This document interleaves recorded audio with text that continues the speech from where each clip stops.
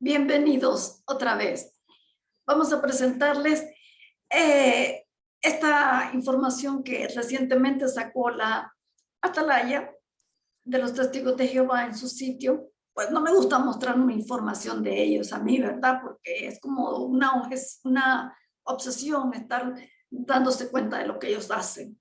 Pero yo hago uso solo cuando está detrás la manipulación mental, el aprovechamiento de las circunstancias actuales del mundo, la vulnerabilidad de las personas para meter el miedo con el cuento del fin del mundo, de Armagedón, el paraíso, y capturar víctimas en estado vulnerable y para alimentar sus propósitos, obtener dinero, hacer sus negocios oscuros. ¿Porque son negocios oscuros? Porque no nos informan de todo cuanto ellos hacen con nuestro dinero que dábamos allá, quienes pertenecíamos a la organización y de quienes pertenecen actualmente. Y nunca se les da el poder a las personas para que puedan interrogar a las personas responsables por ese dinero. No hay ahí una libertad total para hacerlo. Es una organización muy cerrada. Los miembros, ningún miembro puede saber a dónde va a parar cada centavo que da en concepto de contribución. De una manera exacta, nadie lo sabe. Voy a abordar entonces dos temas. Están estrechamente relacionados, siempre ellos con su fin de mundo y la coerción que hacen la organización a través de sus líderes de implantarle a la gente en su mente que no deban de contrastar ninguna información en otra fuente diferente a la de los testigos de Jehová. ¿Para qué? Para que ellos solos estén embuidos en su información y no sea posible ver hacia ningún otro lado, ni ver la verdad que hay detrás o ver la mentira que hay detrás. No nos cansamos de hacer esto los activistas.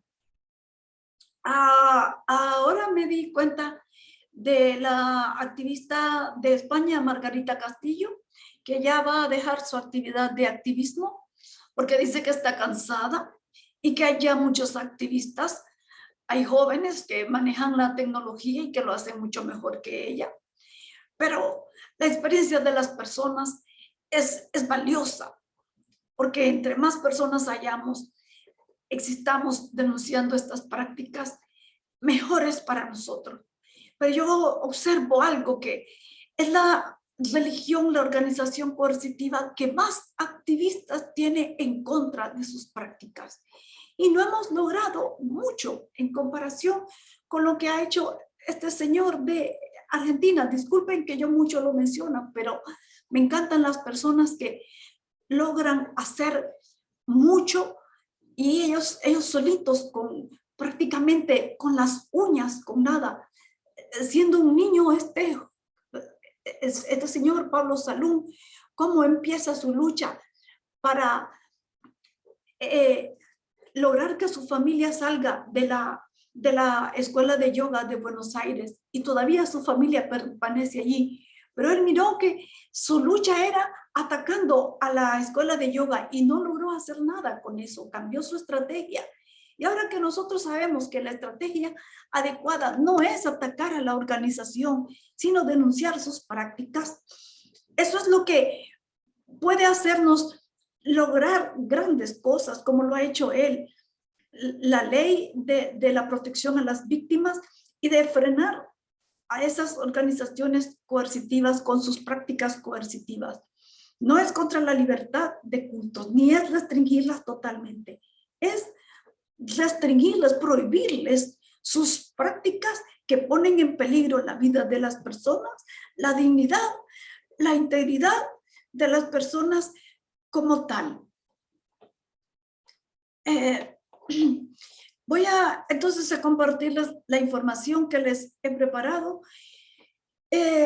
conforme a al caso de Delicia Cortesini, este señor Pablo Salún, a través de Janet Radioactiva y también el señor Jimmy Temático de México, han ayudado mucho a Delicia, que es de Córdoba, Argentina, y me ha dado mucho gusto saber de que en Chile se está creando la Asociación de Víctimas de los Testigos de Jehová.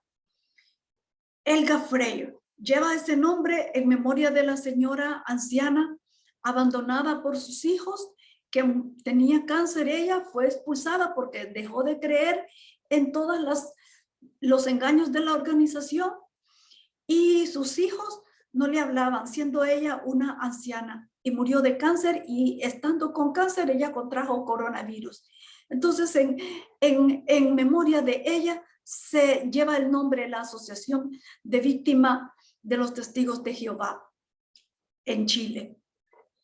También se está creando la Asociación de Víctimas de los Testigos de Jehová en Brasil. Hay un suscriptor de mi canal, Alexander Balacer, creo que es el apellido, que él me está diciendo que están en ese proceso, y yo quiero consultarle más. Y debemos aprovechar todo eso que existe si queremos realmente hacer algo, trascender más allá de nuestras voces. Hablar aquí, activismo presencial, acudir a las radios, ir a las autoridades, hacer todo eso que nosotros podemos hacer. Bueno, y con esa inquietud los dejo, los introduzco para que vayamos al programa. Este es del 19 de noviembre del 2021, la atalaya que sacaron los Testigos de Jehová, que publicaron de manera digital, y sobre Laya Santander, en la Rosa de los Vientos, cómo ella, siendo ex testigo de Jehová, ahora narra su experiencia de que no les permiten contrastar ninguna información. Es lo que les digo siempre, que todos los activistas que denunciamos estas prácticas siempre decimos lo mismo, porque es la mera verdad. Nosotros no podemos decir otra cosa que no sea la verdad, que es lo que vivimos allí. Voy a compartir la pantalla para que veamos el tema. Pronto viviremos en un mundo mejor. Apocalipsis 2:0 de los Testigos de Jehová. Bueno, entonces, vean la imagen, es muy parecida, ¿verdad?, a la de la atalaya, el paraíso, como siempre lo pintan los Testigos de Jehová. Por Luis Santamaría, publicado el 19 de noviembre del 2021. La secta, o sea, la Organización de los Testigos de Jehová, aprovecha la crisis del coronavirus para realizar una campaña mundial de proselitismo. Durante el mes de noviembre de 2021, los Testigos de Jehová han lanzado una campaña global de comunicación.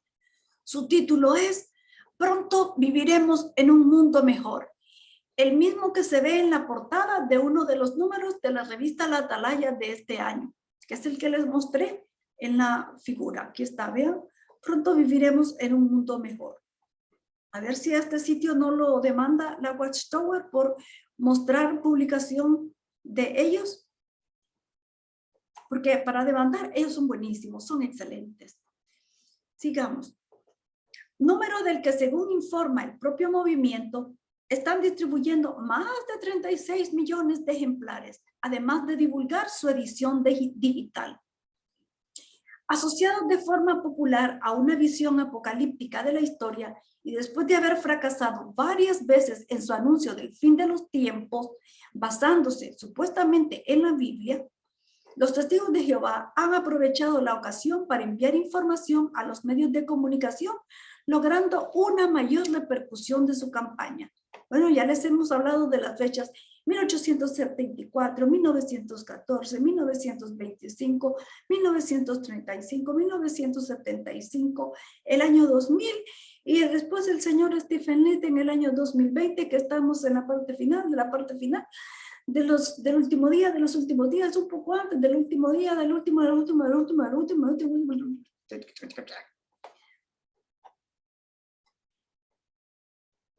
El impacto de la pandemia sobre el grupo.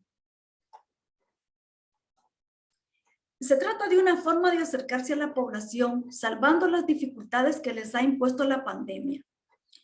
Por un lado, esta secta de origen cristiano se ha visto obligada a cancelar sus cultos y reuniones presenciales antes celebrados semanalmente en sus salones del reino, pasando a celebrarlos de forma virtual por videoconferencia, hacen a través de Zoom.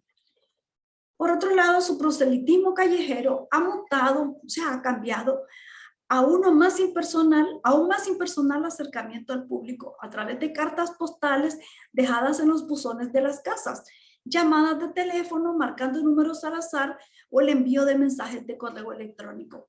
Hasta un video hay en el sitio para enseñarle a la gente cómo se hace una carta, cómo se dobla y cómo se empaca en una bolsa para no contagiar a las personas. ¡Ay! Gran ciencia. Doblar una carta y empacarla. Los creen tan tontos ellos mismos, sus propios líderes. ¡Qué ofensa para el intelecto! Millones de personas en todo el mundo han mostrado su extrañeza al recibir estas comunicaciones, sin reparar en que la principal actividad de la secta, que es el proselitismo o captación de nuevos miembros, se ha visto fuertemente afectada por el confinamiento y las posteriores medidas de higiene y distancia social. Uniformidad sin complejos. Un repaso a la prensa escrita y digital de diversos países iberoamericanos muestra algo ciertamente curioso. Al dar a conocer la información institucional publicada por los testigos de Jehová en cada país sobre su campaña, los medios de comunicación han publicado declaraciones, entre comillas, de los representantes nacionales respectivos, como fue el caso que miramos de los testigos de Jehová en España, con el primer ministro de Relaciones, Félix Bolaño, del sistema inicuo de Satanás, el sistema político en manos de Satanás, con el cual no debe de tener ninguna relación, porque ¿qué comunión debe tener las tinieblas con la luz? Pero ellos así son. Y en todos los casos leemos las mismas afirmaciones con muy pequeñas variaciones. Las personas necesitan escuchar un mensaje positivo y esta es la mejor noticia posible. Un mundo mejor no solo es un sueño, es una necesidad. Esa es la esencia misma del Evangelio de Jesús. Efectivamente, con muy pequeñas variantes en las frases, observamos cómo los portavoces de los testigos de Jehová en Argentina, Chile, Colombia, España, México y República Dominicana, entre otros países, han dicho lo mismo. Además de lo que esto pueda decirnos sobre la forma de trabajar de muchos medios, con una simple labor de copiar y pegar lo que envían las instituciones, sin un mayor trabajo de profundización o investigación, nos muestra la que siempre ha sido una estrategia de la secta. Todo lo que se dice y se hace viene totalmente determinado por su cúpula empresarial, la Watchtower Society, liderada por los 8 señores de Warwick. El apocalipsis de siempre. Aquí sale otra cosa que nos puede interesar. Testigos cuentan la realidad que hay bajo la buena fachada de la secta. Vamos a verlo en otra ocasión, porque hay mucho que hablar. El apocalipsis de siempre. Si nos adentramos en los materiales concretos que están divulgando este mes los testigos de Jehová, es decir, en el número concreto de su popular revista La Atalaya, una vez más hallamos un mensaje aparentemente positivo que, sin embargo, esconde una hábil instrumentalización de los textos de la Biblia para infundir miedo e incertidumbre ante el presente y el futuro cercano de nuestro mundo. El objetivo es claro: presentarse como el único grupo en el que es posible salvarse de la catástrofe global que se avecina. Eso es muy verdad, porque con solo que ellos dicen, nosotros tenemos la verdad. Ellos se robaron la verdad. Se creen dueños de la verdad absoluta. Esa palabra no la escogieron de manera casual, de manera premeditada, para que queden las personas grabado de que ellos son los poseedores de la verdad. De ahí que ellos tengan su aire de soberbia. Así es. Desde las preguntas iniciales se puede ver el camino marcado por la secta al profano que abre sus páginas. Demuestra todo lo que está pasando, que el fin del mundo está cerca. ¿Hay algo que podamos hacer para sobrevivir? La lectura ofrecerá una respuesta positiva a ambas cuestiones. Sí, claro que está cerca el fin. Sí, podemos unirnos a las filas de los únicos fieles a Dios, Jehová, sobre la faz de la tierra. Un doble mensaje central que martillea a los adeptos desde que están en el grupo, desde que entran al grupo. Muchos, pobrecitos, desde que nacieron, y que constituye el anzuelo para captar a los posibles neófitos, o sea, los que no conocen nada sobre la organización. De la incertidumbre a la captación, que es cuando estamos en estado vulnerable, en una situación riesgosa, y somos presas fáciles. Si nos detenemos a leer artículo por artículo, vemos cómo los testigos de Jehová van orientando y suplantando el razonamiento del lector. Vean qué casualidad lo que les digo. El implantación de un razonamiento que no es propio, no es nuestro, no nació de nuestro consciente, fue algo ajeno. Primer artículo, necesitamos un mundo mejor. Así consiguen el asentimiento, o sea, la afirmación de la gente. Sí, es cierto, solo necesitamos un mundo mejor. Claro, y que a todos nos gusta vivir bien, eso es lógico. Y quizás el interés de quien ponga sus ojos en el texto. ¿Quién no está de acuerdo con esta afirmación? Pero si hasta citan al secretario general de la ONU para dar autoridad a su discurso. Según el artículo, ¿se va a acabar este mundo? Lo que terminará, afirman, es lo negativo, los problemas, la maldad y sobre todo los gobiernos humanos.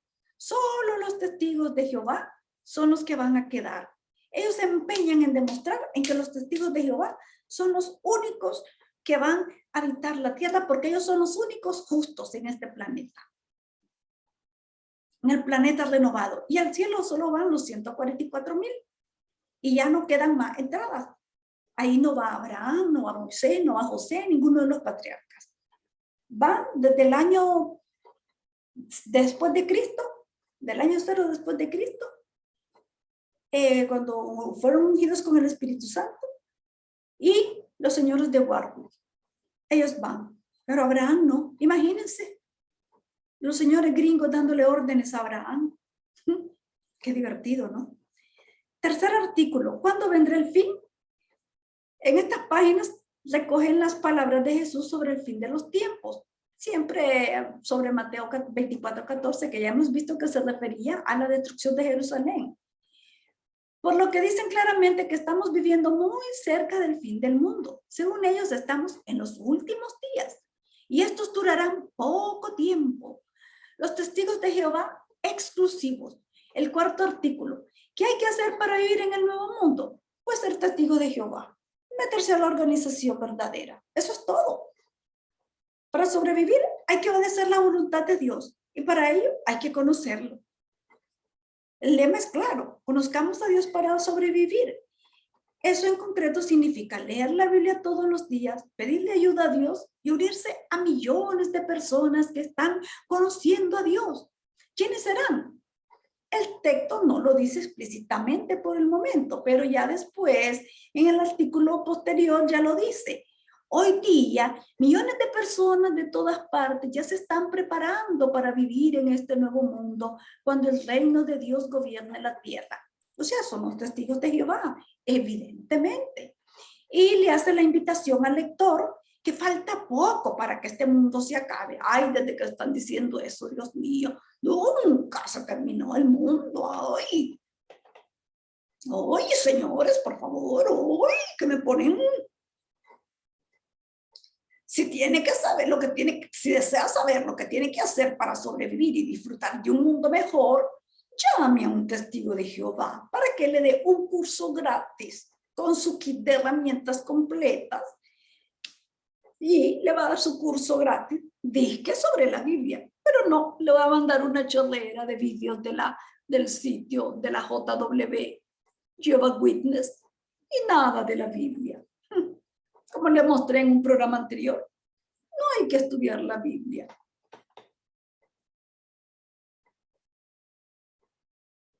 Una vez más, esta secta milenarista de impronta cristiana fundada en los Estados Unidos en el siglo XIX vuelve a la carga buscando a personas que, o bien por la situación mundial, o bien por circunstancias personales, sean especialmente vulnerables.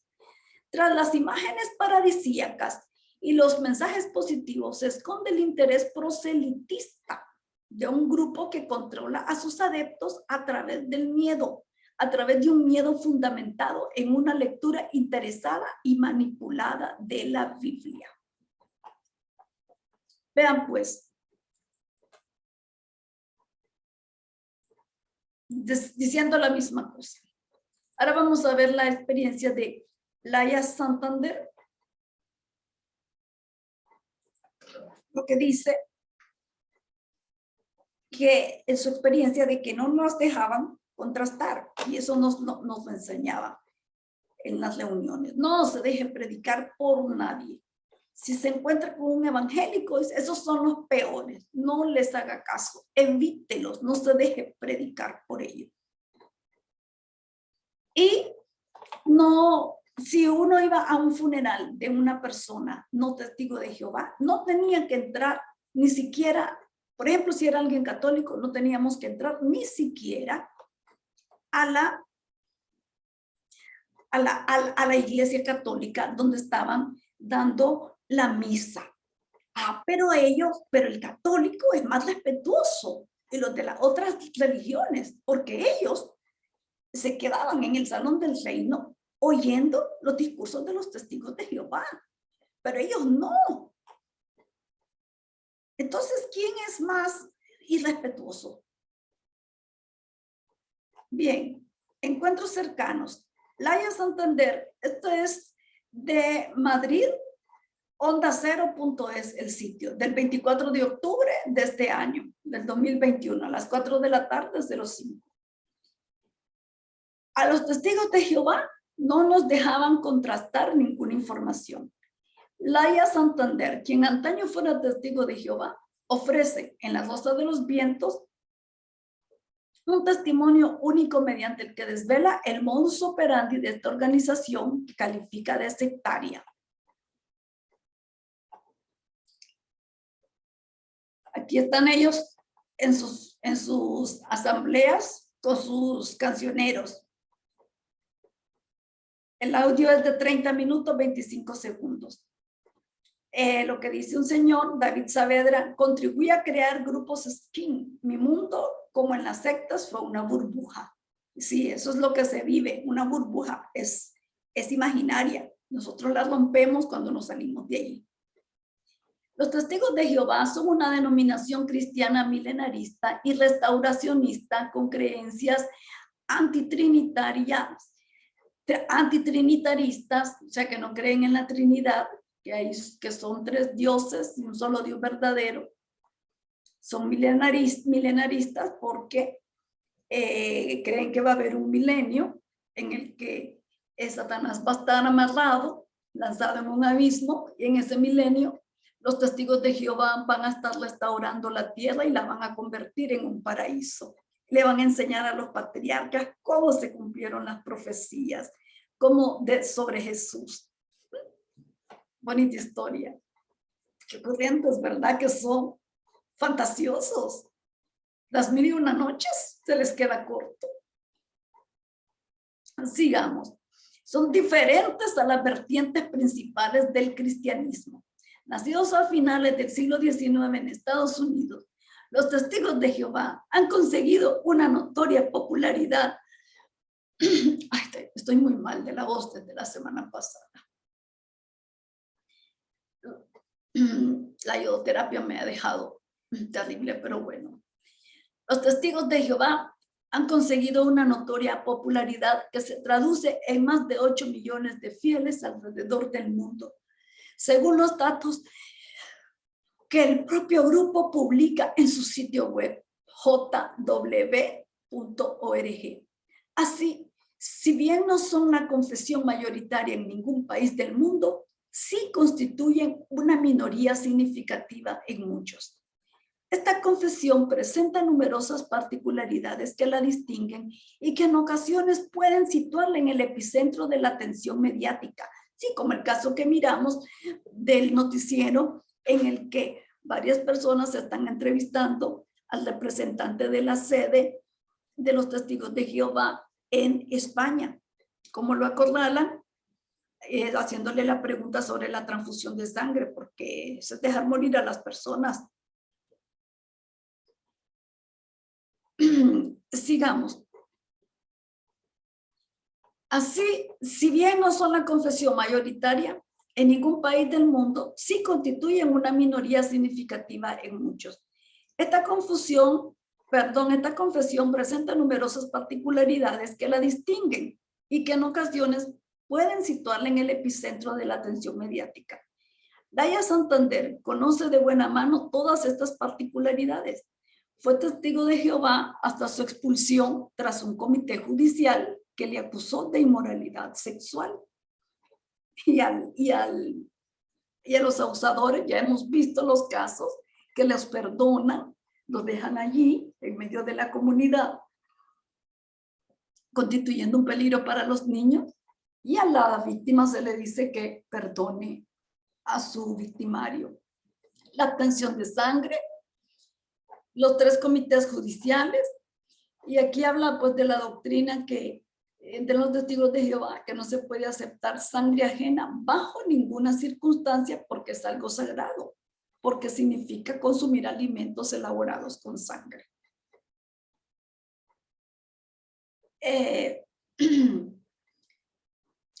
Aquí Laya denuncia que este dogma, esa doctrina pues de ello, de la obtención de sangre, constituye un gran peligro para todas aquellas personas que por cuestiones médicas requieran de transfusiones de sangre, porque imagínense, se puede morir, ya sea porque sufrieron un accidente de tráfico o otro motivo.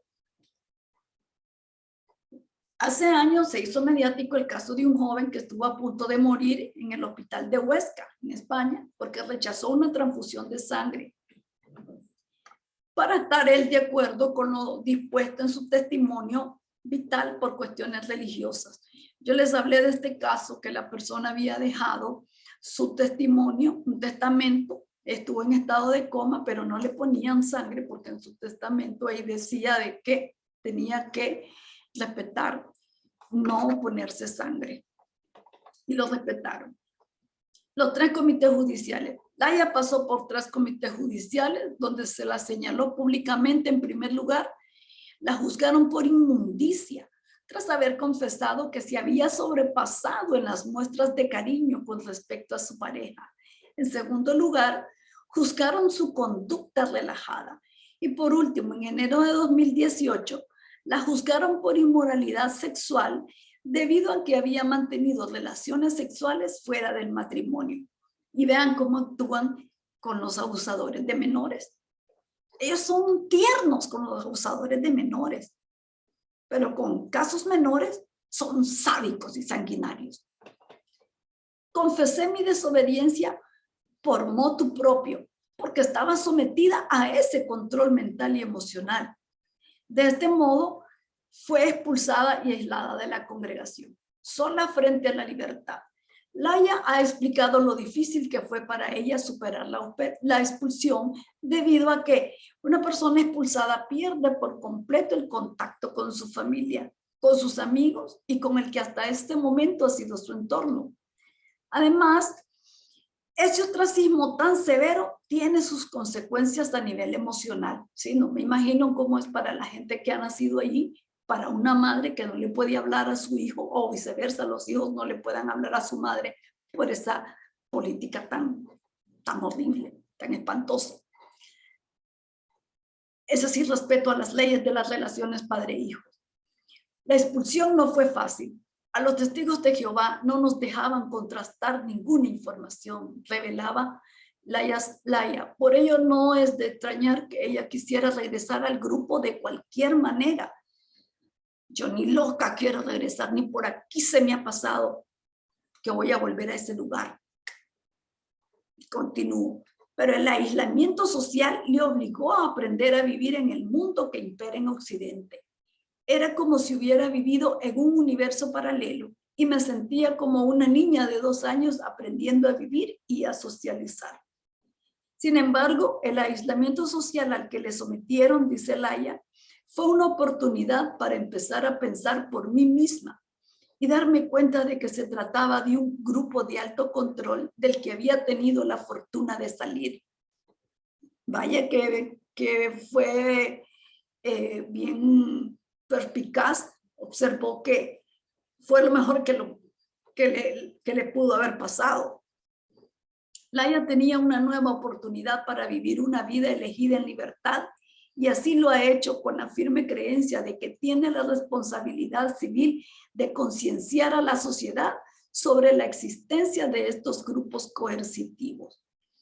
Eso es lo que les decimos, que todos quienes salimos impulsados, impelidos a hacer algo, a no quedarnos de brazos cruzados, viendo cómo se cometen estos atropellos contra las personas, sobre todo las personas pobres, sinceras, ingenuas, sencillas, incautas, que caigan en manos de estas organizaciones. Eso es terrible. Por eso, al igual que Laia, yo me siento identificada con ella, a pesar de que yo tenga mi salud como la tenga, hablando, yo puedo hacer mucho. Me gusta mucho cuando la gente me escribe diciendo que ha sido de mucha ayuda lo que hemos hecho y vamos a crecer, vamos a lograr mucho.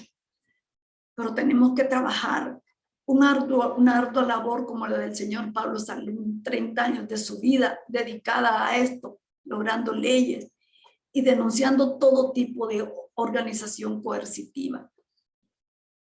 Hace poco oí el testimonio de una tía que le secuestraron al sobrino en una secta satánica. Al niño vivo lo torturaron, lo asfixiaron con una cuerda, lo descuartizaron parte a parte, le castraron su miembro viril y se lo dieron al brujo mayor para darle virilidad y para darle inmunidad ante cualquier caso de justicia al que se tuviera que enfrentar. Esto lo ayudó a esclarecer el señor Pablo Salum. Fue una lucha de 5 años que mantuvo a Argentina en vilo. Estaba la policía involucrada en eso, porque el brujo, un señor de apellido Jiménez, era el matón del lugar donde vivía. Quemili creo que se llama el lugar, no lo recuerdo, Quimilí o Quemili, no recuerdo el nombre. Y digo yo, qué cosa tan espantosa, y que la policía se preste a esas cosas. Los médicos forenses no dieron el informe correcto, y la lucha de la tía por lograr que se hiciera justicia con otras autoridades policiales de Buenos Aires y no la de la provincia donde ella vivía, hasta lograr, con la ayuda del señor Pablo Salum, lograr y capturaron al perpetrador de semejante barbaridad. Habían manuscritos en los que describían todo el ritual. Qué cosa tan espantosa. No debemos de quedarnos callados. Tenemos que hablar, tenemos que acudir a las autoridades, a que nuestras voces se oigan por lo que hemos vivido allí y por lo que hemos visto que sucede en otras personas. Miren, lo de Laia no fue tan grave, así como lo mío, que yo no cometí nada, ningún pecado, ningún delito, pero saber sobre estas barbaridades hizo que yo deseara salirme de allí y no ser confundida con esa gente de doble moral, esa organización sucia de todas las religiones. Yo creo que realmente ella es la gran ramera. No puedo decir otra cosa más que eso. Y no es para generar odio, sino para generar una conciencia que despierte, que analice las personas. ¿Por qué está allí? Todo lo que le dicen no es bueno, no es sano. Para mí no era edificante. Voy a contar yo mis experiencias poco a poco. Y siempre digo que lo voy a hacer, pero a veces no hay ni cómo empezar porque son tantas cosas, pero lo voy a hacer. Yo quisiera que la gente de Nicaragua me dijera que está dispuesta a ser entrevistada por mí, que la conozca la gente de Nicaragua y tengan el valor los nicaragüenses para denunciar sus casos y seamos oídos y aquí podamos siquiera crear una asociación y crear el primer paso, dar el primer paso para hacer algo en este país y evitar acciones como las que suceden en estas organizaciones. Bueno, esto ha sido todo por hoy. Gracias a la atención que le presten a esta información. Siempre les dejo los enlaces. Investiguen ustedes también. No nos dejen toda la tarea a nosotros. Valoren el esfuerzo. Y hasta pronto, si mi salud lo permite.